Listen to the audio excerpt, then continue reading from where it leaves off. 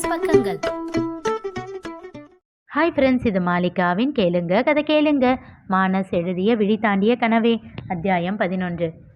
ஆராத்யாவும் ஆதிராவும் வீட்டிற்குள் நுழைந்தபோது திருச்செல்வமோடு இருவர் அமர்ந்து பேசிக்கொண்டு இருந்தனர். அவர்கள் யார் என்று புரியாமல் ஆதிரா விழிக்க ஆராத்யாவோ திகைத்து நின்றாள்.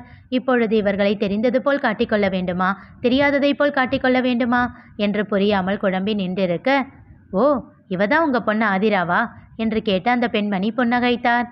ஆமாம்மா என்ற திருச்செல்வம், ஆதிமா இங்க வா என்று சொல்லி அவளை தன் அருகில் அமர்த்தி கொண்டார்.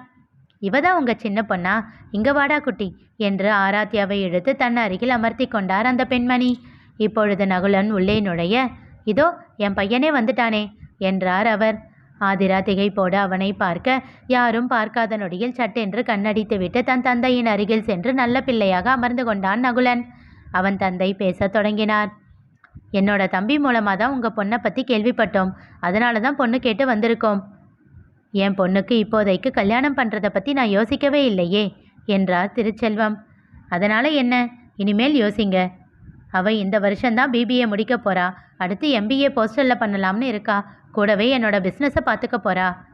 அதனால் என்ன, அவள் பார்த்துக்கட்டும் என்றார் மணிமேகலை, நகுலனின் அம்மா.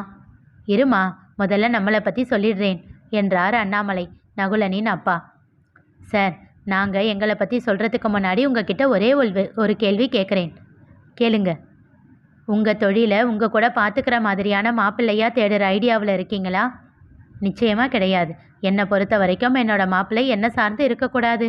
என்ன தான் என்னோட சொத்து நாளைக்கு என்னோட பொண்ணுங்களுக்கு தான்னாலும் அந்த சொத்தை நம்பி அவர் இருக்கக்கூடாது. தன்னோட சொந்த காலில் நின்று சம்பாதிக்கிற ஒருத்தரை தான் என்னோட மாப்பிள்ளையாக நான் செலக்ட் பண்ணுவேன். ஆனால் என்னோட பொண்ணு என் கூட தொழிலை பார்த்துக்கணும், அதுக்கு எந்த தடையும் சொல்லக்கூடாது. ரொம்ப சந்தோஷம் என்றவரின் முகத்தில் மகிழ்ச்சி அப்பட்டமாக தெரிந்தது. அப்போ உங்களோட எண்ணத்துக்கு ஏற்ற பையன்தான் என் மகன் என்று சொல்லி நகுலனை பார்த்தார். அவன் எதுவும் சொல்லாமல் புன்னகைத்தான். என்னோட பையன் ஒரு சப் இன்ஸ்பெக்டர், காங்கேயத்தில் இப்போ போஸ்டிங் போட்டிருக்காங்க. அதனால் நீங்கள் நினைக்கிற மாதிரி எப்போவுமே சொந்த காலில் மட்டுமே நிற்பான். உங்கள் பிஸ்னஸுக்கும் அவனுக்கும் எந்த சம்பந்தமும் இல்லை. இப்போ நான் எங்களை பற்றி சொல்லலாம்னு நினைக்கிறேன். எங்கள் ஊர் மடத்துக்குளம், நான் விவசாயி தான்.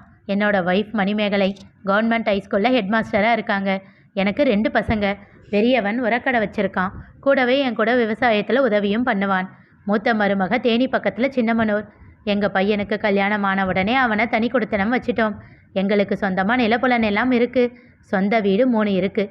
அதில் ஒன்றில் தான் என்னோட மூத்த மகன் குடியிருக்கான். ஒரு வீட்டில் நாங்கள் இருக்கோம், இன்னொன்று இப்போதைக்கு வாடகைக்கு விட்டுருக்கோம். நகுலன் காலேஜ் படிக்கிறப்போ இருந்தே ஹாஸ்டலில் தான் இருக்கான். இப்போது காங்கேயத்தில் அவனுக்கு போலீஸ் குவார்ட்டர்ஸ் கொடுத்துருக்காங்க. அதனால் உங்கள் பொண்ணு எங்கள் கூட இருக்கணும்னு எந்த அவசியமும் இல்லை. தேவைப்பட்டா இருக்கலாம், இல்லைன்னா அவன் கூடவே குவார்ட்டர்ஸ்லேயும் தங்கிக்கலாம். அப்பா, ஒரு நிமிஷம் என்று நிறுத்தினான் நகுலன். அப்படியே அங்கே தங்க அவங்களுக்கு விருப்பம் இல்லைனாலும் இங்கேயே கூட தங்கலாம் என்றான். திருச்செல்வம் அவனை ஆழமாக பார்க்க புன்னகைத்தான் அவன். நீங்கள் என்ன நினைக்கிறீங்கன்னு புரியுது அங்கிள். நான் வீட்டோட மாப்பிள்ளையாக வருவேன்னு சொல்லலை. இங்கேருந்து காங்கேயம் 30 கிலோமீட்டர் தான். நான் ஒரு போலீஸ்காரன். என்னால் நேரத்துக்கு வீட்டுக்கு வந்துட்டு போய்கிட்டு இருக்க முடியாது. அதனால் நான் குவார்ட்டர்ஸில் தங்கிக்கிறேன். உங்கள் பொண்ணுக்கு விருப்பம் இருந்தால் என் கூட இருக்கட்டும், இல்லைனா இங்கே இருக்கட்டும். நான் அப்பப்போ வந்து போகிறேன். நகுலா, என்ன பேசுகிற என்று மணிமேகலை ஏதோ சொல்லத் தொடங்க அவருடைய கைவிரல்களை பிணைத்திருந்த ஆரா அதில் அழுத்தம் கொடுத்து பிடித்து கொண்டாள். அதில் அமைதியாகிவிட்டார் அவர். ஆதிரா ஆராத்யாவின் செயலை கண்டுகொண்டாள்.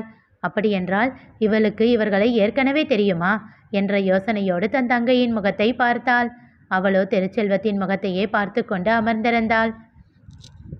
அம்மா, ஒரு நிமிஷம், நான் சொல்ல வேண்டியது சொல்லிடுறேன். அப்புறமா அவரும் ஆதிராவும் முடிவெடுக்கட்டும்.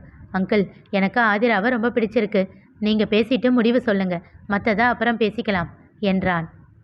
மணிமேகலை, வாழ போகிறது அவங்க 2 பேரும் தானே, அதனால் இதை பற்றியெல்லாம் முதல்ல அவர் முடிவை சொன்னதுக்கப்புறம் பேசிக்கலாம். இப்போ இதை அப்படியே விட்டுடு என்றார் அண்ணாமலை. சரிங்க என்று விட்டார் அவர். ஆனால் ஒரு விஷயம், உங்களுக்கு விருப்பம் இருந்தால் மட்டும் பத்தாது. ஆதிராவுக்கும் பிடிச்சிருந்தா மட்டும் இதை பற்றி மேற்கொண்டு பேசலாம். நகுலன் அவரை கோபமாக பார்க்க அவரோ அவனை கண்டுகொள்ளவில்லை. என் பொண்ணு என் பேச்சை என்னைக்கும் மீறினதில்லை என்றார் திருச்செல்வம் கர்வமாக. மெல்லியதாக புன்னகைத்தார் மணிமேகலை. இருக்கலாம், ஆனால் இதுவரைக்கும் இருந்தது வேற. ஆதிராவுக்கும் சில கனவுகள் இருக்கலாம் இல்லை. இன்னும் மிச்சம் இருக்க போகிற வாழ்க்கையில் அவ கூட அதிக வருஷம் இருக்க போகிறது நீங்களோ நாங்களோ இல்லை, நகுலன்தான். அதனால் அவள் விருப்பப்பட்டா மட்டும் இதை பற்றி பேசலாம், இல்லைன்னா இது வேண்டாம் என்று திட்டவட்டமாக சொல்லிவிட்டார். அவரையே வைத்த கண் வாங்காமல் பார்த்து கொண்டிருந்தாள் ஆதிரா. எங்களை பற்றி விசாரிச்சுட்டு அப்புறமா நிதானமாக உங்கள் பதிலை சொல்லுங்கள். உங்கள் பொண்ணு மேற்கொண்டு படிக்கிறதுலையோ இல்லை உங்கள் கூட சேர்ந்து தொழில் பண்ணுறதுலையோ எங்களுக்கு எந்த ஆட்சேபனையும் இல்லை என்றார் அண்ணாமலை. அப்போ நாங்கள் கிளம்புறோம் என்றார் மணிமேகலை. இருவரும் எழுந்து கொள்ள ஆராத்யாவும் அவரோடு எழுந்து கொண்டாள். ஆதிராவிடம் சென்றவர், உன்னோட மனசில் இருக்கிறத உங்கள் அப்பா கிட்ட சொல்லு, எனக்கு உன்னோட முடிவு மட்டும்தான் முக்கியம், சரியா என்று சொல்லி அவள் கன்னம் தட்டி புன்னகைத்து விட்டு ஆராத்யாவிடம் திரும்பியவர், குட்டிமா வரட்டா என்று அவள் கன்னம் கிள்ளி முத்தம் வைத்துவிட்டு சென்றார். நகுலனும் புன்னகையோடு திருச்செல்வமிடம் விடை பெற்று கொண்டு ஆதிராவை திரும்பியும் பார்க்காமல் சென்று விட்டான். அடேங்கப்பா, இதுக்கு முன்னாடி என்னை பார்த்ததே இல்லை பாரு, என்ன ஒரு நடிப்பு என்று தனக்குள் முணுமுணுத்து கொண்டாள் ஆதிரா. செல்லும் அவர்களையே ஏக்கமாக பார்த்து கொண்டிருந்த ஆராத்யாவை கண்டாள். அதை பற்றி அவள் யோசித்து கொண்டிருக்க அவள் யோசனையை இடைவெட்டியது திருச்செல்வத்தின் குரல். ஆதிரா, நம்ம முகுந்தன் அங்கிள் தான் இவரை பற்றி விசாரித்து சொன்னார். நான் கொஞ்சம்தான் விசாரித்தேன், இன்னும் பையனை பற்றியெல்லாம் விசாரிக்கல. கொஞ்ச நாள் போகட்டும், நீ பிபிஏ முடிச்சிடு. அந்த பையனுக்கும் இப்போதான் போஸ்டிங் கிடைச்சிருக்காம். பையன் எப்படி என்னன்னு கொஞ்ச நாள் பார்த்து தெரிஞ்சுக்கிட்டு அப்புறமா நம்ம முடிவை சொல்லலாம். ஓகே டாடி, நீ அதுக்குள்ளே ஆசையெல்லாம் எதுவும் வளர்த்துக்காத. உனக்கு என்னை பற்றி தெரியும் இல்லை, எனக்கு நேர்மை நியாயமெல்லாம் ரொம்ப முக்கியம். போலீஸ் வேலையில் அதெல்லாம் எல்லார்கிட்டேயும் இருக்குமா? எல்லாரும் கெட்டவங்களாகவும் இருக்க மாட்டாங்க டாடி என்றாள் ஆரா சட்டென்று. சிறு புன்னகையோடு ஆராவை அருகில் அழைத்து அணைத்து கொஞ்சியவர், உனக்கு யாருமே தப்பானவங்களா தெரிய மாட்டாங்கடா, ஏன்னா நீ உன் அம்மா மாதிரி என்றார். அதுவும் இல்லாமல் நீ சின்ன பொண்ணு, உனக்கு எதுவும் தெரியாது. பார்க்க நல்லா இருக்காங்க அப்படின்னு எல்லாத்தையும் முடிவு பண்ணிட முடியாது. இது ஆதிராவோட லைஃப் இல்லையா, நான் யோசித்து தான் முடிவு பண்ணணும் என்றார் திருச்செல்வம் பொறுமையாக. ஓகே டாடி என்றாள் ஆராத்யா. சரிம்மா, நான் மில்லுக்கு போகிறேன் என்று சொல்லிவிட்டு கிளம்பிவிட்டார். ஆரா தன் அறைக்குள் செல்ல முயல, ஆரா நில்லு என்றாள் ஆதிரா கடுமையான குரலில். ஆஹா, இவ வேற என்று தனக்குள் எண்ணிக்கொண்டே, என்னாக்கா என்றாள் பாவமாக முகத்தை வைத்து. உனக்கு அவனோட அப்பா அம்மாவை ஏற்கனவே தெரியுமா? இல்லை என்பதை போல் தலையசைத்தாள். பொய் சொன்ன, பிச்சிடுவேன் பிச்சி என்று விரல் நீட்டி மிரட்டினாள். அவள் அமைதியாக இருக்க அவள் அருகில் வந்து, ஏண்டி இப்படி இருக்க நீ என்றாள் கொஞ்சம் குரலில். நிமிர்ந்து தன் அக்காவை பார்த்தாள்.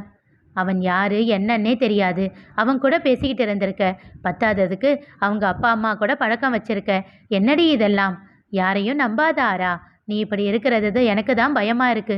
உன்னை எப்படி பார்த்துக்கிறதுன்னு கூட எனக்கு தெரியல என்றாள் வருத்தத்தோடு. அப்போ நீ நகுலன் மாமாவை கல்யாணம் பண்ணிக்கோ, அவர் என்ன பார்த்துக்குவாரு. அப்படியே ஒன்று போட்டேன்னா? கையை ஓங்கி அவள் மிரட்ட வேகமாக அவளை அணைத்து கொண்டாள் ஆராத்யா. அதற்கு மேல் அவளை அதட்ட முடியாமல் அவள் கன்னம் பற்றி உச்சி முகர்ந்தாள். உனக்கு ஏன் அவன் மேலே அவ்வளவு பாசம் என்றாள் புன்னகையோடு. அவர் கூட இருக்கும்போதே எனக்கு அம்மா கூட இருக்கிற மாதிரி இருக்கு என்றாள் தழுதழுத்த குரலில். அவள் புன்னகை மறைந்தது. தங்கையை இறுக்கமாக அணைத்து கொண்டாள். சரி, அப்பா அவங்களுக்கு ஓகேன்னு சொன்னால் எனக்கும் ஓகே, சரியா, ஹாப்பியா என்றாள். துள்ளி குதித்தாள் ஆராத்யா. தன் அக்காவை கட்டிக்கொண்டு அவள் கன்னத்தில் முத்தமழை பொழிந்தாள். ரொம்ப சந்தோஷப்படாதடி, அவனை பார்த்து எல்லாம் நான் ஓகே சொல்லலை. அப்புறம் வேற என்ன? கண்களை சுருக்கி கேட்டாள் ஆரா. எனக்கா உங்கள் அம்மாவை ரொம்ப பிடிச்சிருக்கு, என்னோட உணர்வுக்கு மரியாதை கொடுக்குறாங்க, அது எனக்கு ரொம்ப பிடிச்சிருக்கு, அவங்களுக்காக மட்டும்தான் ஓகே சொல்கிறேன் என்றாள். போ அக்கா, நீ ரொம்ப மோசம், அப்படித்தான் வச்சுக்கோ போ என்று சொல்லிவிட்டு சென்று விட்டாள். எதுவாக இருந்தா என்ன, அவங்க அம்மாவும் ரொம்ப நல்ல டைப் தான், என் மேலே ரொம்ப பாசமாக இருப்பாங்க. பார்க்கலாம் பார்க்கலாம் என்று சொல்லிக்கொண்டே தன் அறைக்குள் சென்று விட்டாள்.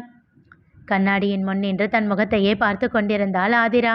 நகுலன் கூறிய வார்த்தைகளே அவள் காதில் ஒலித்து கொண்டிருந்தன. என்ன பேசுகிறோம்னு யோசிச்சு பேசு, அவ குழந்தை தீரா.